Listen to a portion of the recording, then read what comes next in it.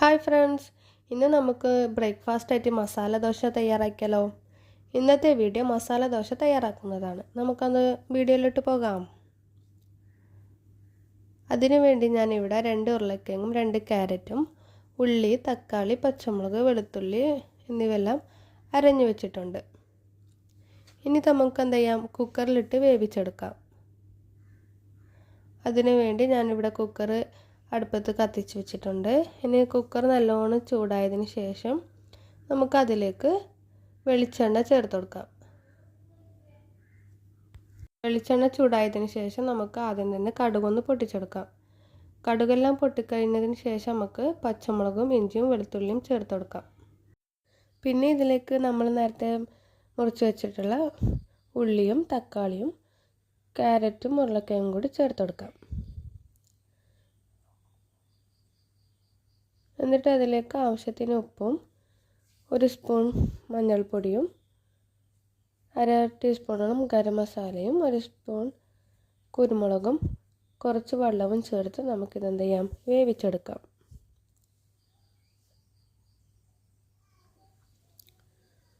മൂന്ന് വിസിൽ വരുന്നത് വരെ നമുക്കിതെന്ത് ചെയ്യാം, വേവിച്ചെടുക്കാം.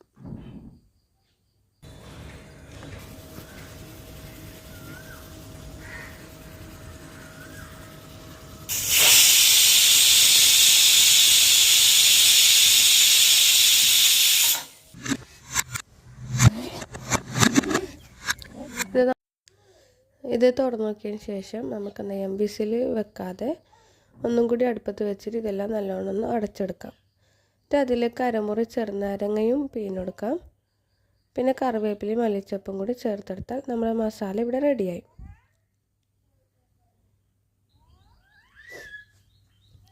ഇനി ഇതിൻ്റെ കൂടെ കഴിക്കാൻ ചട്നിയും കൂടി ആക്കുന്നുണ്ട്.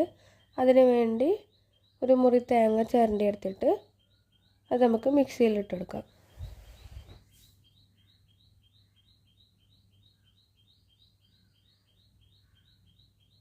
അതിൻ്റെ കൂടെ 2 പച്ചമുളകും 1 മുറി ചെറുനാരങ്ങ നീരും ഉപ്പും കൂടി ചേർത്തെടുത്തിട്ട് നമുക്കിതെന്ത് ചെയ്യാം, അടിച്ചെടുത്തിട്ട് വരാം.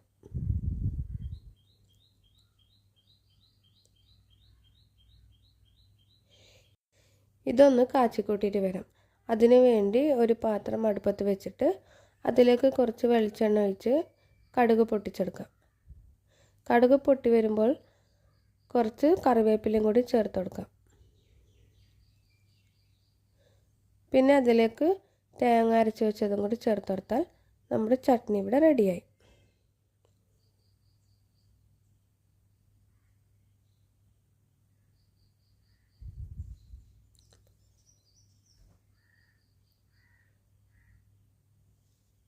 ഇനി നമുക്ക് ദോശ ചുടാം.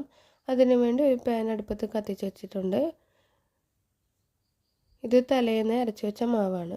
മസാല ദോശക്ക് തലേന്ന് മാവ് അരച്ച് വെക്കണം. ഇനി നമുക്കിത് ഓരോന്നായിട്ട് ചുട്ടെടുക്കാം.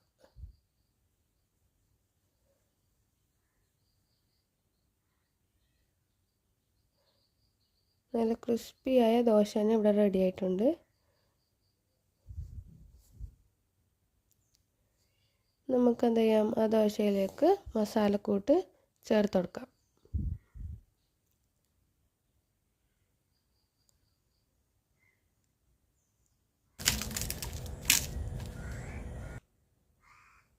അതിൻ്റെ കൂടെ ചട്നിയും കൂടി കൂട്ടിയിട്ട് കഴിക്കാം. അപ്പോൾ വീഡിയോ ഇത്രയേ ഉള്ളൂ.